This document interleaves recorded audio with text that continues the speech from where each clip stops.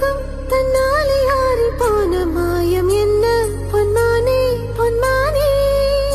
என்ன காயமான போதும் என் மேனி தாங்கிக் கொள்ளும் முந்தன் மேனி தாங்காத செந்தேனே எந்தன் காதல் என்னவென்று சொல்லாமல் ஏங்க ஏங்க அழுகை வந்தது எந்தன் சோகம் உன்னை தாக்கும் என்றென்னும் போது வந்த அழுகை நின்றது மனிதருனது கொள்ள இது மனித காதல் அல்ல அதையும் தாண்டி புனிதமானது கண்மணி அன்போடு காதலன் நான் எழுதும் கடிதமே